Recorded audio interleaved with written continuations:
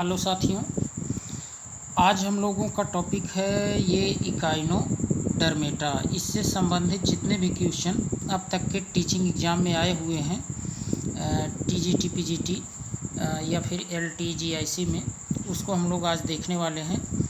इसके पहले तक हम लोगों ने ये सभी जितने भी फाइलम आपके इसके पहले वाले हैं, जैसे पोरीफेरा है, आपका सिलेंट्रेटा है, टीनोफोरा है, प्लेटीहेल्मिन्थीज है, ठीक है, एस्केल्मिन्थीज है, एनेलिडा है, और इसके बाद आर्थ्रोपोडा, मोलस्का। तो ये सब हम लोग कवर कर चुके हैं। उन सभी का एक प्लेलिस्ट भी बनाए हैं और उसका प्लेलिस्ट का लिंक हम इसी वीडियो के डिस्क्रिप्शन में दे देंगे, तो आप वहाँ से सभी वीडियो एक साथ एक जगह आपको मिल जाएगी। और चलिए हम लोग इसको देखते हैं। यदि आप नए हैं तो चैनल को सब्सक्राइब भी कर लीजिए और अपने मित्रों को भी शेयर कर दीजिए। ठीक, आइए देखते हैं। पहला प्रश्न है, फर्स्ट क्वेश्चन है कि जल संवहन तंत्र किसका लक्षण है? Water vascular system is a trait of, किसका है? जल संवहन तंत्र। देखिए, जल संवहन तंत्र एक स्पेशल कैरेक्टर है किसका? इकाइनोडर्मेटा का। जानते रहिए, बहुत महत्वपूर्ण है। इकाइनोडर्मेटा का जो है ये जल संवहन तंत्र जो है ये स्पेसिफिक कैरेक्टर है। पूछा जाता है इसमें कि जल संवहन तंत्र की, देखिए ये आपका एक्सप्लेनेशन है। जल संवहन तंत्र की उपस्थिति में इकाइनोडर्मेटा संघ के जंतुओं का ये क्या है? एक विशिष्ट लक्षण है।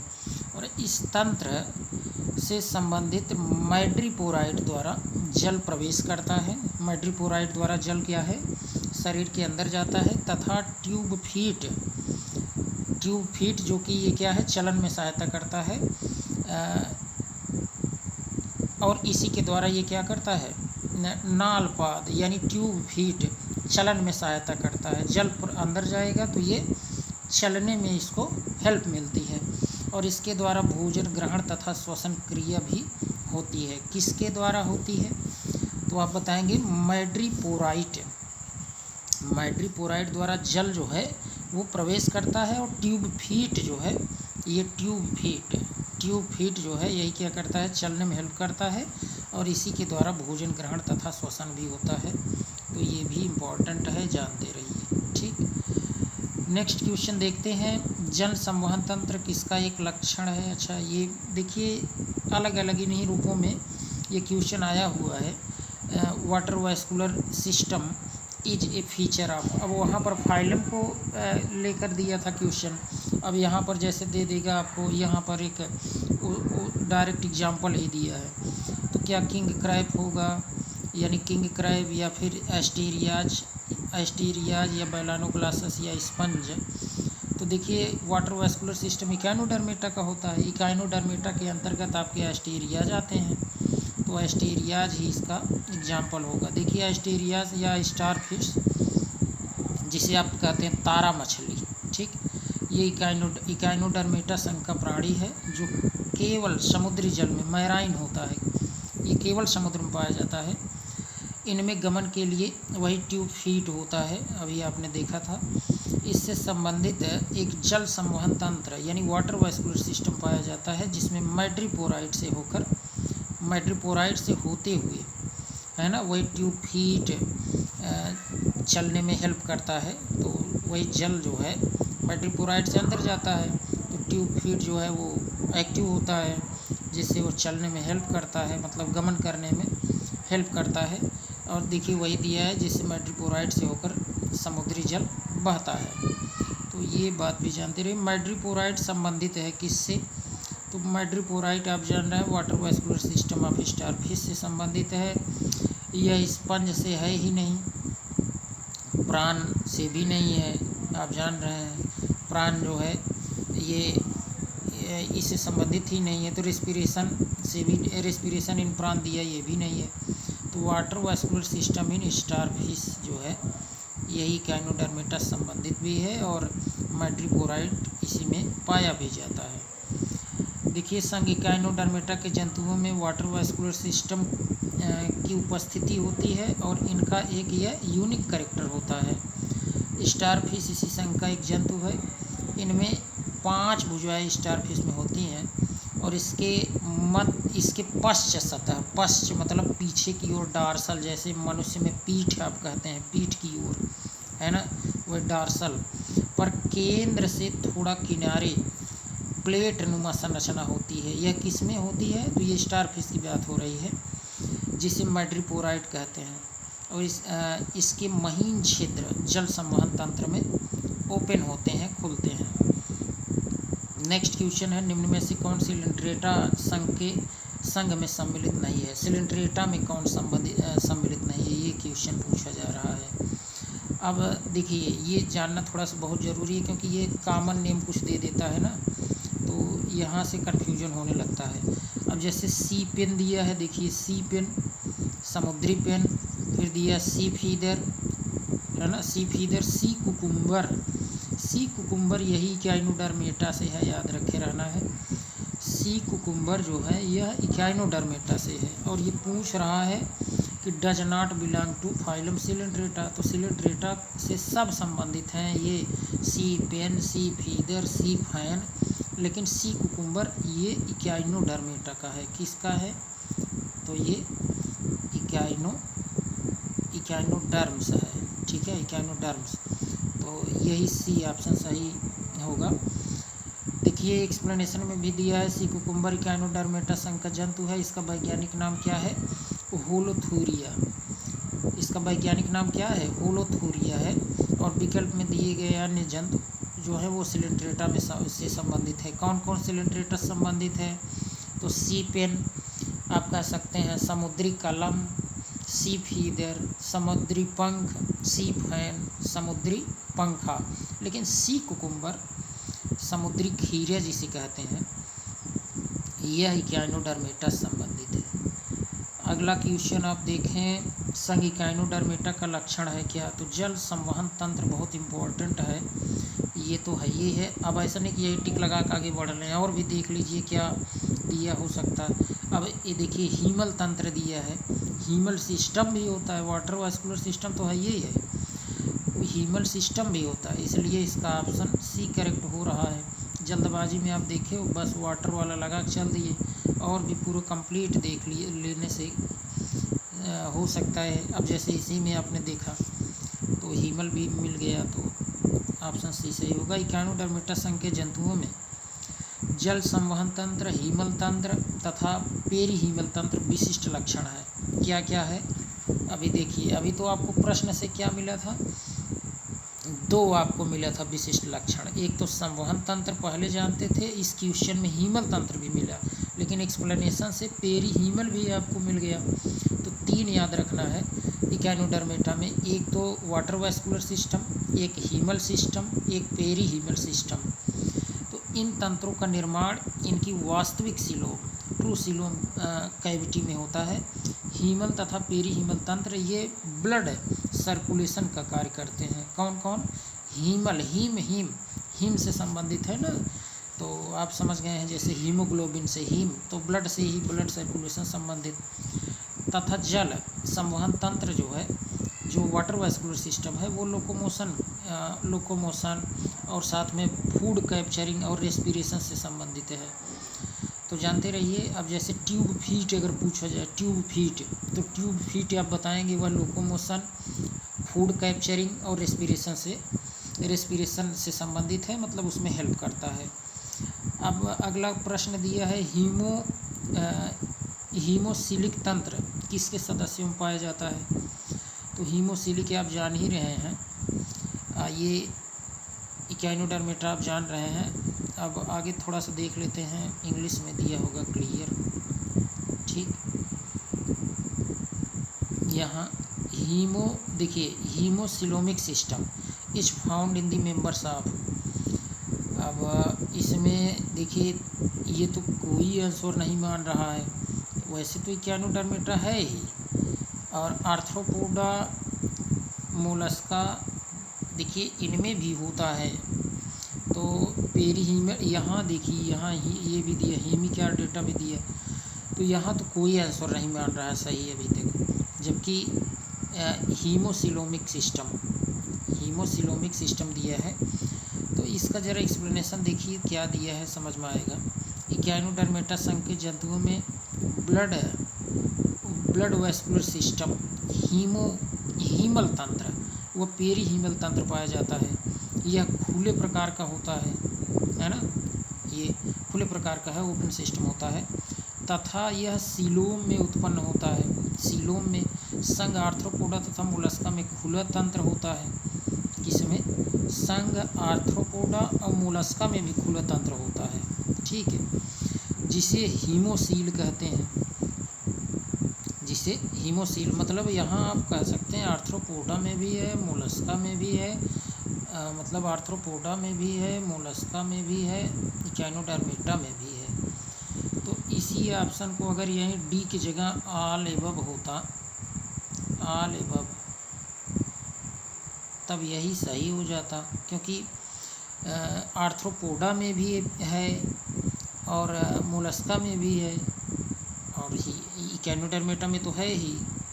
तो इस हिसाब से ऑप्शन डी जो है वो होता, लेकिन जब ऑल एबव होता तब। अब यहाँ तो कोई आंसर ही नहीं माना गया, कॉमन नंबर मिला होगा इस पर सभी को। देखिए, एक जंतु जिसमें वयस्क अरीय समिति दिखाता है पर इसका लार्वा द्विपार्श्व समिति प्रदर्शित करता है। तो देखिए इसमें तो यही आएगा, इसी में ही इक्याइनोडर्मेटा में भी यही आता है। In animal which is radial symmetry but it's larva is bilateral. जब लार्वा स्टेज होती है तो बाइलेटरल होता है और एनिमल जो है वो रेडियल सिमेट्री होती है उसकी। तो इक्याइनोडर्मेटा में तो साइक्यान आएगा नहीं, आरिलिया भी नहीं आएगा, एस्टेरिया जाएगा। तो उस हिसाब से आपका ऑप्शन सी करेक्ट होगा। इक्याइनोडर्मेटा संघ के जंतुओं में लार्वा अवस्था में बाइलेटरल सिमेट्री होती है, जबकि जब ये एडल्ट हो जाता है तब उसमें रेडियल हो जाती है, रेडियल सिमेट्री। तो एस्टेरिया इसी संघ के जंतु है जिसे सामान्यतः तारामीन कहते हैं। तारामीन वही स्टारफिश, एस्टेरियाज।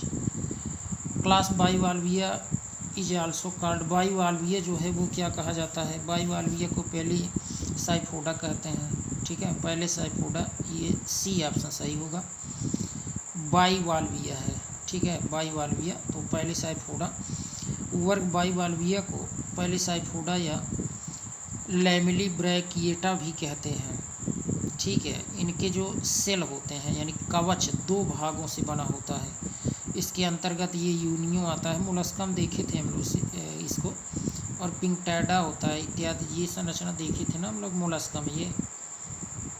और ये बीच में भी आप देखे थे कि लिगामेंट से ये जुड़े होते हैं, और ये जो दोनों कवच होते हैं ये कैल्शियम कार्बोनेट के बने होते हैं, ठीक, कैल्शियम कार्बोनेट की इसमें यूनियो आ जाता है ना, यूनियो। और इसी में आपके ये तो पहली साइफोडा की बात हो रही है जिसमें बाइवाल्विया है, दो देखें, दो होते हैं, एक इधर है और एक ये है, तो दो होते हैं बाइवाल्विया, ये पहली साइफोडा के अंतर्गत आते हैं, इसमें यूनियो है, पिंकटैडा इत्यादि है। इक्याइनोकोकस ग्रैनुलोसम, इक्याइनोकोकस ग्रैनुलोसस का प्राथमिक पोषक कौन है? यानी कि प्राइमरी होस्ट ऑफ इक्याइनोकोकस ग्रैनुलोसस। तो इसका प्राइमरी होस्ट जो होता है वो कौन होता है? इक्याइनोकोकस ग्रैनुलोसस का डॉग होता है, प्राइमरी होस्ट होता है, प्राइमरी होस्ट पूछा है।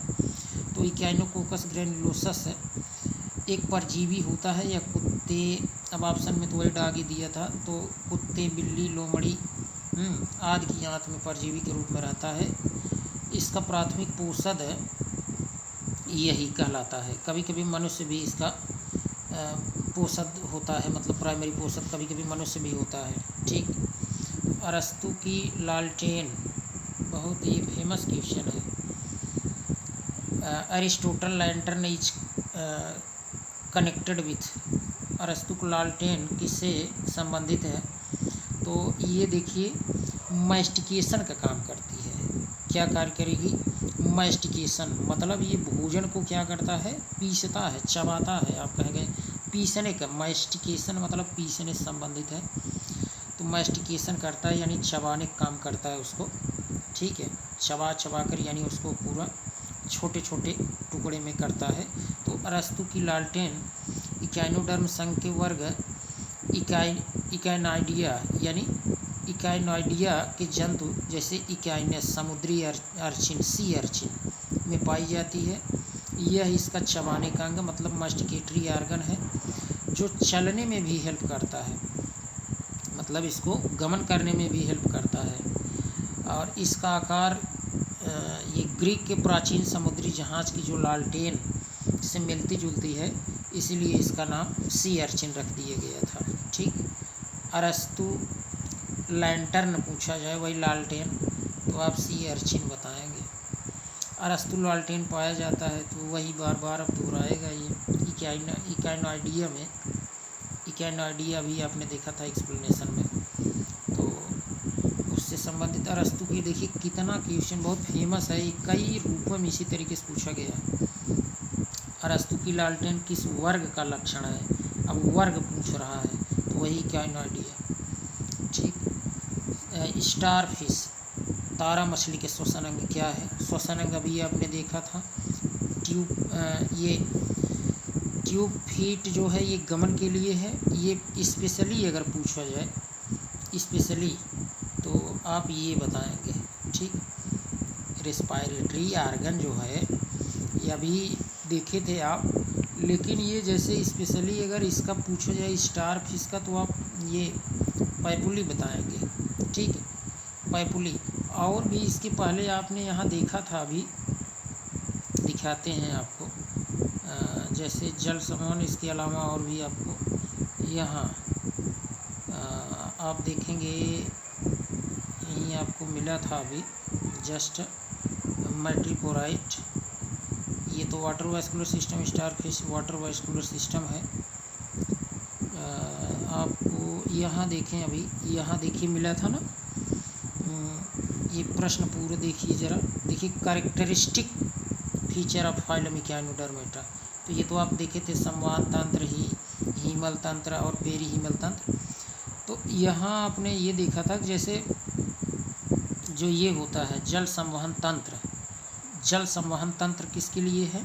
तो यही जल संवहन तंत्र लोकोमोशन, भोजन पकड़ने और श्वसन में सहायक है ना। अभी आपने यही तो देखा था, भाई वाटर वास्कुलर सिस्टम की बात हुई थी। तो जबकि ये हीमल और पेरी हीमल जो हैं ये किसके लिए थे? तो ये रुधिर ब्लड सर्कुलेशन के लिए थे, तो श्वसन में सहायता करते हैं। कौन? ये वाटर वास्कुलर। बट अब जैसे पूछ लिया गया है आपसे कि देखिए यहाँ respiratory organ of starfish के लिए पूछा है, तो ये हेल्प करता है, लेकिन ये कम्प्लीटली उसी के लिए है ही, तो ये पाइपुली आप बताएंगे। ठीक है, नेक्स्ट देखें, वही सितारा मछली के शरीर यानी स्टार फिश के बॉडी पर जो है, बॉडी का आकार जो है वो स्टार जैसा होता है, इसीलिए इसके शरीर में डिस्क और 5 आर्म होते हैं, मतलब 5 भुजा होती है जो कड़े प्लेट से ढकी रहती है। इसके ऊपर ही सतह पर कांटेदार कंटकियाएँ जैसी संरचना होती है। इसके मध्य त्वचीय ये ब्रैंकी यानी डर्मल ब्रैंकी या पाइपुली उपस्थित होते हैं, जो श्वसन और उत्सर्जन का कार्य करते हैं। श्वसन उत्सर्जन का कार्य कौन करेगा? डर्मल ब्रैंकी। ये देखिए ऐसे क्वेश्चन आपको मिलेगा, श्वसन और उत्सर्जन में कौन जो है वो कौन कार्य करता है स्टार फिश के लिए? श्वसन और उत्सर्जन। तो डर्मल ब्रैंकी या पाइपुली कहते हैं। पाइपुली का दूसरा नाम देखिए यहाँ डर्मल ब्रैंकी भी याद रखना है। इपीमॉर्फोसिस का तात्पर्य है इपीमॉर्फोसिस इपीमॉर्फोसिस क्या है? तो किसी खोए हुए भाग का पुनः बन जाना। जैसे कोई बॉडी का कोई पार्ट है, अगर वो किसी दुर्घटना या किसी तरीके से कट गया या कैसे भी अलग हो गया शरीर से, तो इपीमॉर्फोसिस प्रक्रिया द्वारा वो पुनः रीजनरेट हो जाता है। तो किसी खोए हुए भाग का पुनः बन जाना यानी रीजनरेशन ऑफ लास्ट पार्ट, यानी खोया हुआ जो भाग है या अंग है वही पुनः रीजनरेट हो जाए, तो कि उसी को इपीमॉर्फोसिस कहते हैं। अब यहाँ देखिए ये दिया है इसका ये उल्लेख दिया है, शरीर के किसी कटे हुए भाग पर फिर से पुनः बन जाना, शरीर कटा हुआ भाग कोई है फिर से बन जाए तो एपीमॉर्फोसिस कहते हैं, जैसे स्टार फिश। जबकि किसी एक कटे हुए भाग से पूरे जीव का बन जाना मॉर्फोलैक्सिस कहते हैं। देखिए, जब जैसे कोई बॉडी है, मान लीजिए इस तरीके कोई बॉडी है, अगर यहाँ से ये काट कर अलग कर दिए इसको और इससे फिर से पूरी बॉडी बन जाए तब उसको मॉर्फोलैक्सिस कहते हैं। लेकिन अगर जैसे शरीर का इस तरीके से है भाग है ऐसा, अब अगर यहाँ से कटा हुआ है तो यही इतना फिर बन जाए, यही इतना जितना कटा था उतना फिर से बन जाए, तब उसको क्या कहते हैं, तब उसको एपीमॉर्फोसिस कहते हैं, एपीमॉर्फोसिस। लेकिन पूरी बॉडी अगर यही छोटे से भाग से बन जाए तब मॉर्फोलैक्सिस कहेंगे। इम्पॉर्टेंट है। तारा मछली के अंडे कैसे होते हैं, स्टार फिश का जो अंडे होंगे वो कैसे होंगे, तो देखिए ये होते हैं होमोलिसियाइथल।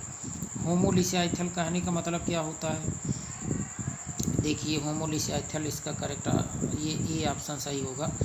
देखिए, तारा मछली के अंडे जो हैं होमोलिसियाइथल होते हैं, जिसमें पीत यानी याक पूरे अंडे में समान रूप से वो डिस्ट्रीब्यूट होता है, बटा होता है।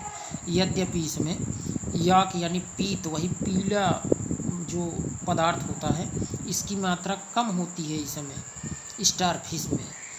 विकल्प में होमोलिसियाइथल होने पर उपर्युक्त उत्तर जो है वही ए ही होगा, अर्थात यही आपका माना जाएगा होमोलिसियाइथल। और ये पूरे अंडे में समान रूप से डिस्ट्रीब्यूट होते हैं। इक्याइनोडर्मेटा में ब्रैंकियल तंत्र का प्रमुख कार्य अभी आपने देखा था कि ये क्या करता है, ब्रैंकियल जो तंत्र है, ब्रैंकियल तंत्र अभी आपने देखा था ना, पाइपुली उसी को कहते हैं। तो इसका क्या कार्य होगा, अब इसमें इसके पहले अभी आपने पाइपुली के बारे में आपको थोड़ा सा दिखा देते हैं। देखिए पाइपुली जो है, यहाँ आपने देखा था पाइपुली ये श्वसन और उत्सर्जन का कार्य करता है, श्वसन और उत्सर्जन। तो अब आपको लगभग यहाँ से क्लियर भी हो गया होगा क्या होगा इसका कार्य, है ना। ब्रैंकियल तंत्र जो है ये पाइपुली था, ठीक है। एक बार पुनः चेक कर लीजिए, देख लीजिए। ब्रैंकियल ये डर्मल ब्रैंकी, ये डर्मल ब्रैंकी ये पाइपुली है, ठीक है। ये डर्मल ब्रैंकी या पाइपुली है, ये क्या करता है, ये श्वसन और उत्सर्जन कार्य करता है, डर्मल ब्रैंकी। लेकिन इसे ज़रा देखिए, थोड़ा सा देखिए, कंपैरिजन करके जब देखेंगे ना तो ज़्यादा सही रहेगा। तो अब आप देखिए, जैसे main function of ambulacral system in echinoderm, ये एम्बुलेक्रल तंत्र है, वो पाइपुली से अलग है ये, इसलिए इसका क्या कार्य है, मूवमेंट, गति करना। एम्बुलेक्रल सिस्टम इन इक्याइनोडर्म अगर पूछा जाए तो ये मूवमेंट के लिए है, और अगर पूछा जाए डर्मल ब्रैंकी या पाइपुली तब उसके लिए हम वहाँ पर क्या बताएंगे कि वह क्या कार्य करता है। अभी आपने देखा था ना, श्वसन का कार्य करेगा और साथ में उत्सर्जन मतलब एक्सक्रिएशन, श्वसन तो करेगा ही, एक्सक्रिएशन भी, डर्मल ब्रैंकी और पाइपुली। ठीक, चलिए आगे देख लेते हैं नेक्स्ट क्वेश्चन। देखिए ये टाइडमैन्स बॉडीज तारामीन के एम्बुलेक्रल सिस्टम, एम्बुलेक्रल वही बात पुनः अभी, एम्बुलेक्रल सिस्टम के विशेष भागों में से एक है तथा किसके निकट साहचर्य में स्थित रहती। थोड़ा इंग्लिश देखिए। Tiedemann's bodies are one of the essential part of the ambulacral system of the starfish and are closely associated with, मतलब किससे ये संबंधित है, तो ये रिंग कैनाल आप देख रहे हैं, रिंग कैनाल से संबंधित है। इसके बारे में ज़रा देखिए थोड़ा सा। देखिए टाइडमैन्स बॉडीज को सामान्यतः रेसिमोज ग्रंथ भी कहते हैं। ये पीले रंग की छोटी थैलीनुमा संरचना होती है जो कि अंदर की तरफ ये रिंग कैनाल में खुलती है। स्टोन कैनाल जहाँ पर रिंग कैनाल में खुलती है वहाँ पर एक टाइडमैन्स बॉडीज बन जाती है। ठीक, तो ये किससे संबंधित है? रिंग कैनाल जानते रहिए। एस्टीरियाज में स्टोन कैनाल छोड़ती है। देखिए स्टोन कैनाल इज एस्टीरियाज कनेक्ट्स मतलब कहाँ पर वो जुड़ती है, ठीक, वो छोड़ती है मतलब वहीं पर अंत होगा तो वहीं जुड़ जाएगी, वो किसी दूसरे से अटैच हो जाती है। तो मैड्रीपोराइट एंड रिंग कैनाल से स्टोन कैनाल जो है ये मैड्रीपोराइट एंड रिंग कैनाल से अटैच होती है। देखिए स्टार फिश की जो वाटर वेस्कुलर सिस्टम है, हाइड्रोलिक जो इसका प्रिंसिपल पर ये कार्य करता है, हाइड्रोलिक प्रिंसिपल पर ये कार्य करता है वाटर वेस्कुलर सिस्टम। और इस प्रणाली के माध्यम से स्टार फिश की गति, भोजन ग्रहण, श्वसन, उत्सर्जन की क्रिया वो संचालित होती है। स्टार फिश के जल संवहन प्रणाली में मैड्रीपोराइट एवं stone canal, ring canal, radial canal, lateral canal, ये बहुत से इसमें पोलियन वेसिकल, टाइडमैन्स बॉडीज आदि सम्मिलित हैं।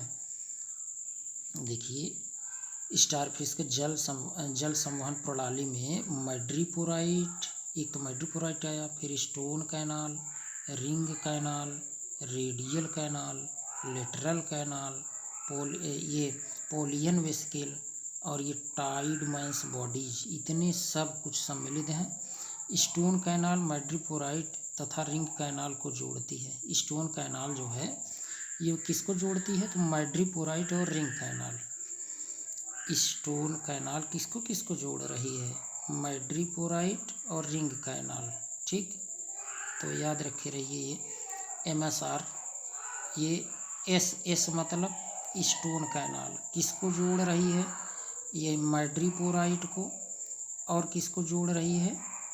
R मतलब यहाँ रिंग से, रिंग कैनाल से। तो ये थोड़ा सा जानते रहिए।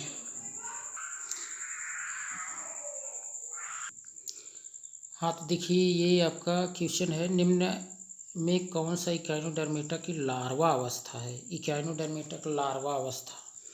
अब इकाइनोडर्मेटा की लार्वा अवस्था अगर पूछा जाए तो आप क्या बताएंगे?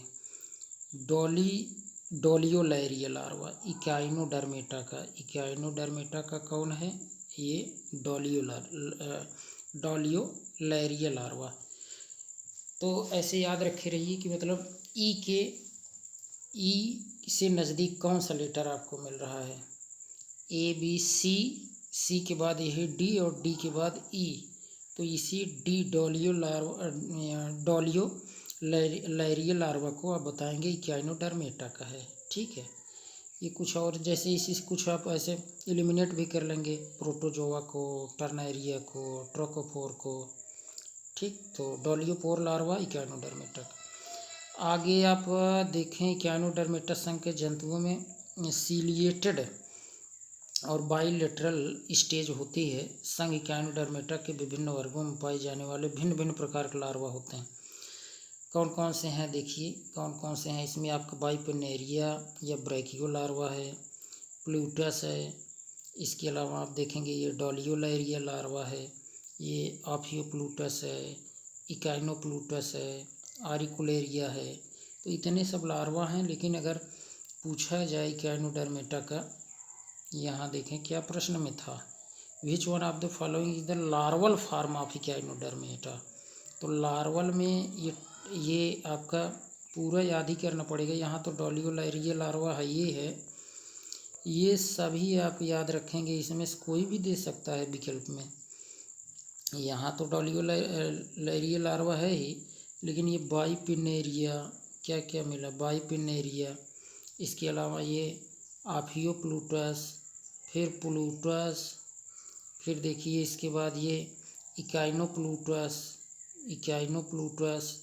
इसके बाद डोलियोलैरिया लार्वा, और फिर ये आरिकुलेरिया है ना, आरिकुलेरिया ऐसे ही आप लिख देते हैं। तो इस तरीके से देखिए ये यहाँ पर आपको ये BO और ये पेड़ा याद कर लीजिए, PEDA पेड़ा, बोपेडा है ना। तो इसमें आपका थोड़ा सा लेटर मिलेंगे, फिलहाल एक बार पढ़े रहेंगे तभी क्लियर होगा। तो बाइपिनेरिया, ऑफियोप्लूटस, प्लूटस, इकाइनोप्लूटस और ये आपका डोलियोलैरिया और ये ऑरिकुलेरिया। ठीक, वो पेडा तो ठीक ही है, लेकिन वो याद करना पड़ेगा। तो इसमें देखिए नेक्स्ट आपका क्वेश्चन है कि मेसोडर्मिक कैल्शियम युक्त अंतःकैनाल पाए जाते हैं। The mesodermal calcareous exoskeleton is found इन। तो सैंड डॉलर में ये देखने को मिलता है मेसोडर्मिक कैल्शियम युक्त अंतःकंकाल। देखिए पोरिफेरा संघ के सदस्यों में कैल्शियम युक्त अंतःकंकाल होते हैं। कैल्शियम युक्त अंतःकंकाल जिसे यही स्पिक्यूल्स कहते हैं। तो ये याद रखना है, कैल्शियम युक्त होते हैं। ये पूछता है कभी कभी कि स्पिक्यूल्स बने होते हैं, तो ये कैल्शियम युक्त होते हैं, यानी कैल्शियम इसमें पाया जाता है। किंतु ये द्विस्तरीय यानी डिप्लोब्लास्टिक होते हैं, तथा इनका शरीर जो है वो शरीर का संगठन उत्तकीय स्तर का होता है। इकाइनोडर्मेटा संघ के सदस्य ट्रिप्लोब्लास्टिक होते हैं तथा इनका शरीर संगठन आर्गन लेवल का होता है। इसमें मेसोडर्मिक कैल्शियम युक्त अंतःकंकाल पाए जाते हैं। अब एग्जाम्पल के लिए जैसे सैंड डॉलर है। ठीक, इकाइनोडर्म के प्लूटस लार्वा का लक्षण है। इकाइनोडर्म के प्लूटस लार्वा का लक्षण क्या है? तो अब इसमें देखिए इसका जो लक्षण होता है, एक बार पढ़िए। इकाइनोडर्म के प्लूटस लार्वा, एपिकल सीलिया की क्षैतिज पंक्तियाँ, सीलिया खड़ी पंक्तियाँ। इसमें तो अभी हम लोगों ने पीछे पढ़ा भी था, लेकिन कहीं ऐसा कुछ मिला नहीं, तो इसका ऑप्शन जो है कोई नहीं विकल्प होगा। प्लूटस लार्वा में जो कि इकाइनोडर्म में पाया जाता है, इनमें से उपयुक्त में से कोई भी लक्षण नहीं मिलते। निम्नलिखित में कौन स्टार फिश की लार्वा अवस्था नहीं है? अब यही है। तो देखिए प्लैनुला जो देख रहे हैं ये तो नहीं है। अब आपने पढ़ा था ना, ये बोपेडा ना। अब ये देखिए, जब तक ये भी याद होना चाहिए, नहीं तो इस पी के मतलब आप प्लैनुला ही कह देंगे। प्लैनुला जो है वो इसका लार्वा नहीं है। ये क्या है? ये तो निडेरिया में आपको देखने को मिलता है ना, निडेरिया में। तो जानते रहिए प्लैनुला तो निडेरिया का है। अब जबकि इसमें ये डाईप्लेरुला, बाइपिनेरिया, ब्रैकियोलैरिया या ये डोलियोलैरिया लार्वा, ये सब तो हैं, लेकिन ये प्लैनुला नहीं है। तो इस तरीके से आप जानते रहिए। तो इतने ही क्वेश्चन थे इससे संबंधित, इस संघ से संबंधित। तो आज के लिए इतना ही। थैंक्स। यदि आप नए हो तो चैनल को सब्सक्राइब भी कर लीजिएगा। ठीक, धन्यवाद।